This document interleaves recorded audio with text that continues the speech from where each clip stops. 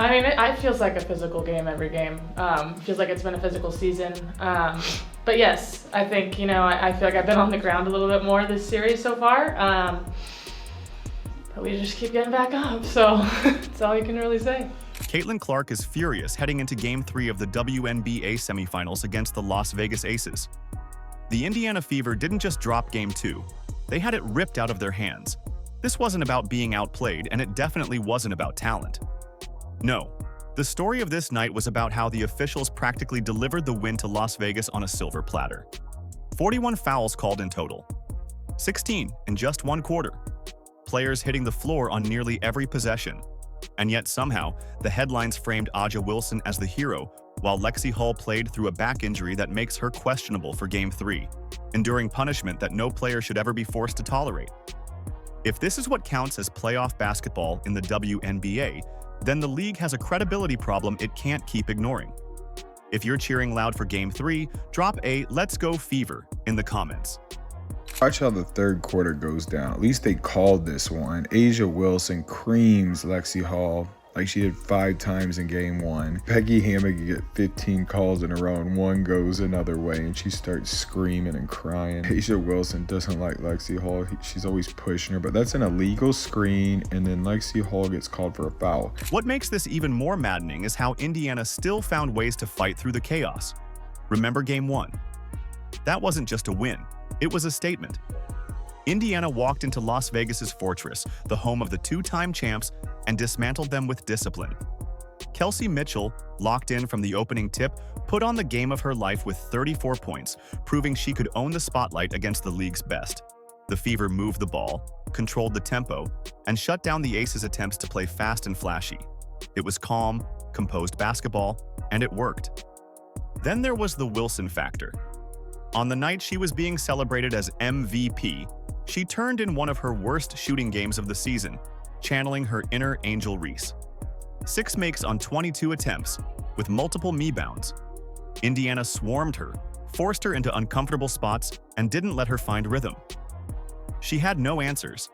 Indiana executed with precision while keeping fouls to a minimum, which should have been impossible in Las Vegas's building. The result?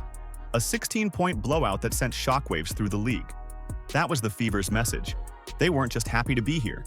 They were ready to compete for real. A'ja Wilson's just a big bully. Look at this.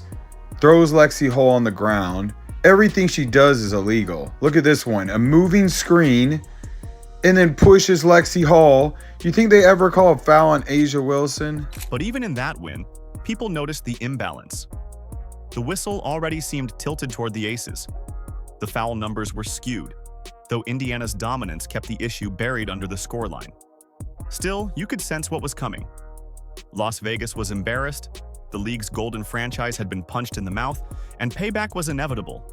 And A'ja Wilson and the Las Vegas Aces lose Game 1 on their home court to the Indiana Fever, 89-73. The Indiana Fever were in control of this game from start to finish.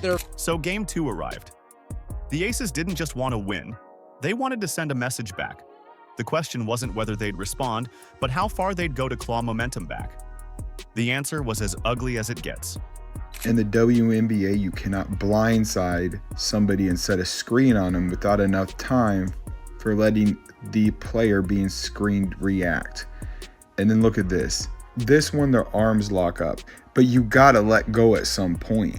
Like, you can't bring the person closer to you and just stay locked in while the offensive player is trying to get the rebound.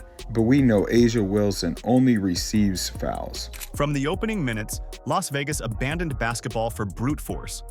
Forearms, shoulders, collisions on every possession. The referees let it all slide under the label of playoff physicality. But when you stack up 41 fouls and 16 in one quarter, that's not intensity, that's chaos. The Fever never had a chance to find rhythm. So why don't you think you were able to find any flow, and when that was the case, what are you trying to do to jumpstart things, maybe on the defense? Well, it's hard for us to find flow when there's a foul call every 10 seconds. I mean, it just really is. And when they're at the free throw line, we can't get up and down the floor. And that's a challenge. They were much more aggressive and physical defensively. And we didn't counter that with our off-ball actions or with our back cuts. So they took us out of our comfort zone. I mean, offense is about rhythm, it's about timing, it's about spacing. We allowed them to do that, and they kept us from doing it. Every trip down the floor was chopped to pieces. A team built to run and flow was forced into broken half-court sets, the exact opposite of their identity. And while Indiana stumbled through stop-and-start possessions, Las Vegas lived at the free throw line. Yeah, Lexie, obviously you were a late add to the injury report today. Just how are you feeling this morning with your back, and what do you have to do to be able to play? I mean, I'm feeling sore still, but I think just a lot of treatment, trying to get, our bodies as ready as we can be. Part of playoffs, I think, for everyone is it's the end of the season. Everyone's a little fatigued, everyone's a little sore. So just trying to go out there and do the best I can. Yeah, a lot of treatment with our trainers. I'm really thankful for them to spend a lot of time with me today, a lot of time with me yesterday, get me ready for tonight. No one embodied this battle more than Lexie Hull. She shouldn't even have been out there. Her back was already banged up from Game 1, and most players would have sat. But Hull strapped in, stepped on the court, and fought. And how did the Aces respond? They targeted her. Every cut, every defensive rotation, every box out. There was extra contact, extra shoves. She hit the deck more times than anyone should in a single game, but she refused to fold. Instead, she went to the perimeter and buried 5 three-pointers, tying the Fever playoff record. It wasn't pretty. It wasn't clean. It was defiance, pure and simple. Afterward, she admitted she was sore and needed constant treatment, but she kept pushing through. That's not a quote you throw away. That's the definition of grit. This is what happened. They cut it to 8 and they get 4 fouls in a row. That was not a foul. That was not a foul. This is crazy. 4 consecutive fouls. So from 8, it goes to 13 really quick, and the rest was history. It looks like Howard got hit in the arm by 2 players. They don't call foul. It was a shot clock. But the rest of the game were just a whole bunch of fouls being called, people flying. And yet, the headlines celebrated Wilson. 25 points, 9 boards, 5 steals, 2 blocks. The box score glow up. But what those numbers don't reveal is how they came. Wilson didn't win this game on skill alone. She bulldozed her way into the paint, forced collisions, and got whistles Indiana never saw at the other end. Fans watching weren't fooled. They saw how tilted this game really was. Yeah, I mean, it's how you look at it. It looks, honestly, by some of the fouls and the way it was going, it looks like we were almost too physical, but yet at the same time, I feel like we have to be able to get that on the other end. I think, sometimes when you just look at the game as a whole, when you look at the way that it works, sometimes you manipulate it into different ways and you have smaller matchups. So, I mean, I just don't think it's really possible all the time for some of those smaller matchups to really do such a clean job of that. But hey, I'm here to hoop, so none of my business. Aaliyah Boston lived that tilt firsthand. 13 rebounds and 10 points look respectable, but those numbers don't tell the story of constant elbows, shoves, and no calls. Every board she grabbed was a war. Every shot attempt was contested with more body than ball. This is a third-year player being treated like a crash test dummy, and instead of breaking, she kept competing. Her line looks steady, but in reality, it was survival mode from start to finish. Hull kept her out of that space as much as she would have wanted to. She did end up with 19 points. 7-0. Aces run has been stopped. Sims in. Odyssey Sims deserves credit too. She poured in 18 points, often while dribbling through double teams, absorbing hacks, and trying to create something out of broken possessions. Every time she found a rhythm, the whistle blew to stop the play. Every time Indiana had momentum, a foul call reset the game. Sims's buckets weren't just points, they were small rebellions against a game that refused to let Indiana play free. Purcell on Young. Sims over. Asia Wilson, she had to put some extra arc on that. That's the tragedy of Game 2. The Fever didn't get beat. They got dragged into a mud fight they never signed up for. Their resilience showed in Hull's shooting, Boston's rebounding, Sims's drives. But each spark was smothered by whistles and Vegas's brute force. The Aces didn't expose Indiana's weaknesses. They leaned on foul-heavy chaos, and the referees backed them up. And here's what everyone should be asking. If Vegas needed both the officials and dirty play to scrape out a win at home, what happens when the series shifts to Indiana? What happens when the Fever return to Gainbridge Fieldhouse with their crowd behind them, burning with anger over how Game 2 unfolded? Because let's be real, this wasn't proof of the Aces' greatness. It was proof of their desperation. If the referees tilted Game 2 toward Las Vegas with 41 fouls and endless stoppages, the other factor that swung the game was strategy. Specifically, how did the Aces completely neutralize Kelsey Mitchell after she exploded for 34 in Game 1? That's the real tactical story. In the opener, Mitchell torched them from everywhere. Catch-and-shoot threes, hesitation drives, mid-range pull-ups, even fearless attacks at the rim. Vegas had no answer. But by Game 2, she was smothered. Held to just 13 points, she didn't suddenly forget how to score. This was the result of a focused, suffocating game plan.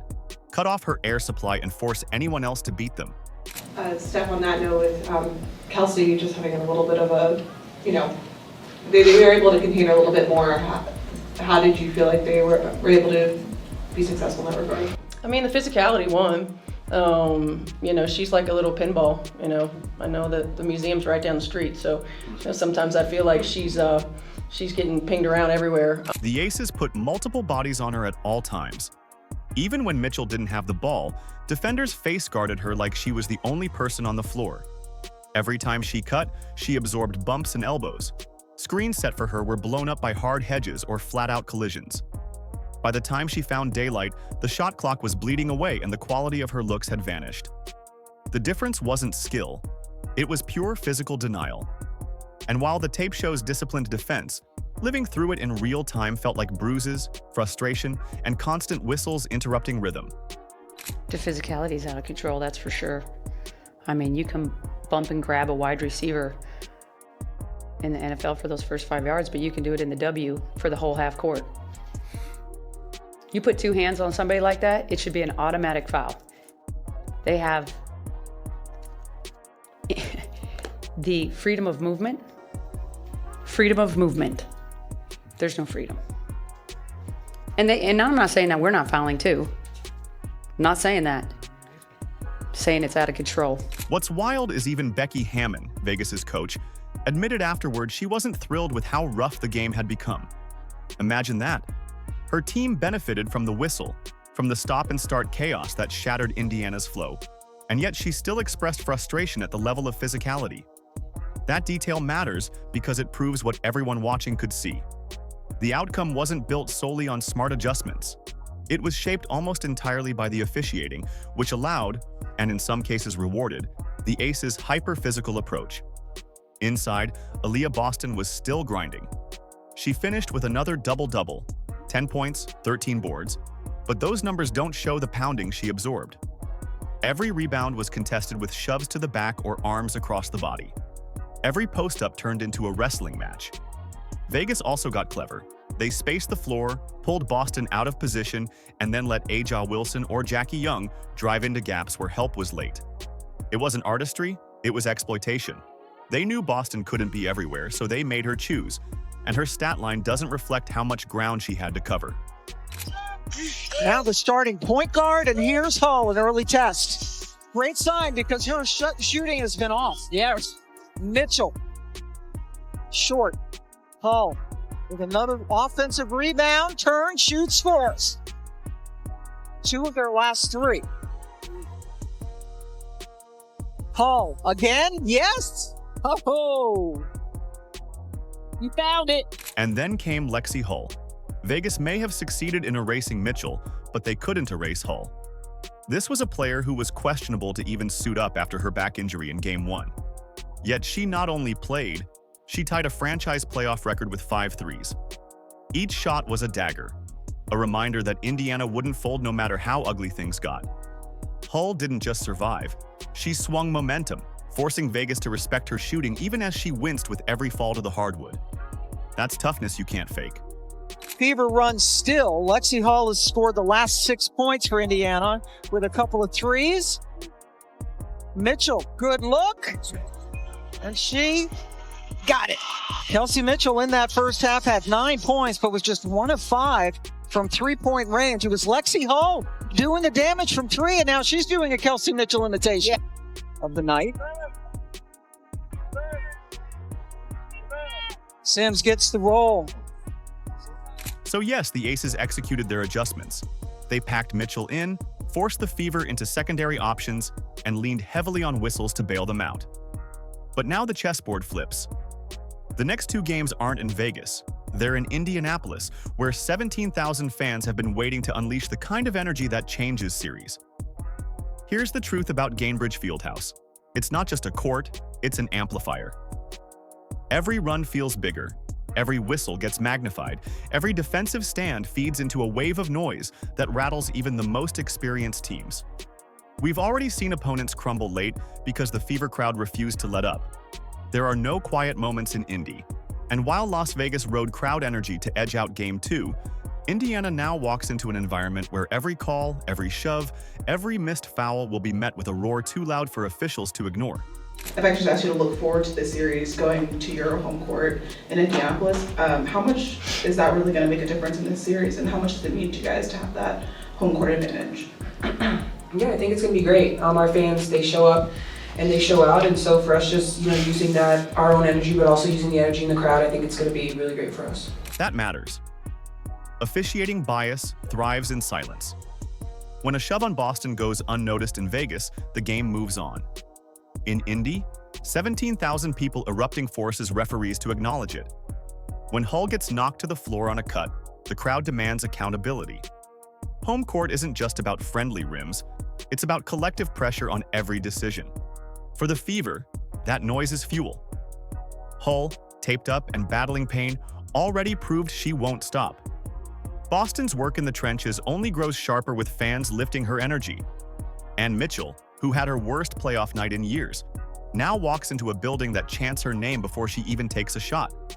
You can sense her frustration boiling over from Game 2, and at Gainbridge, that frustration is likely to transform into aggression and scoring fireworks. History is on Indiana's side too. Teams that win Game 1 in a best-of-5 already tilt the math. And the Fever didn't just win Game 1, they blew Vegas out on their own floor. That kind of confidence doesn't evaporate because of one whistle-heavy loss. If anything, it hardens resolve. Add in a packed home arena, and suddenly the pressure isn't on Indiana. It's on the Aces trying to prove their dominance wasn't built on referee whistles. Yeah, we're excited. I know the last time it was the first playoff game in a really long time, so to be able to have 2 more for our fans that have been there with us all season, I'm really excited for that, and we definitely do feed off of their energy, so we're really looking forward to it. Let's not forget how dangerous the Fever have already been at home this season.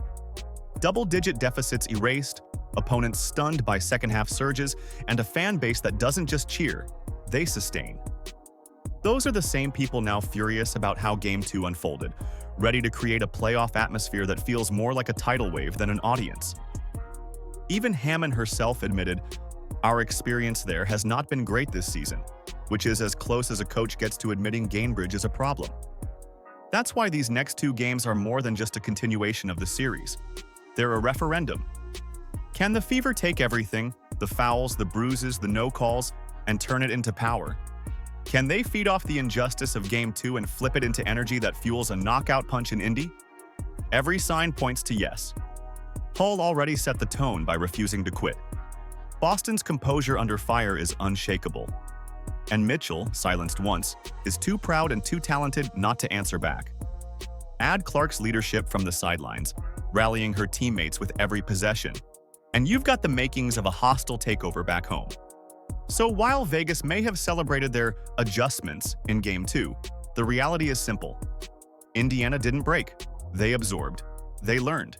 And now they return to their house with all the momentum waiting to be reclaimed. Game 3 at Gainbridge isn't just another stop. It's the pivot point. The Fever aren't coming home to survive. They're coming home to put the Aces on the ropes, with the crowd as their weapon and revenge as their fuel. If you believe in Indiana's fire, drop a "Let's Go Fever" in the comments. Like, subscribe, and turn on all notifications so you never miss out. Click the video on the screen, and we will see you in the next one.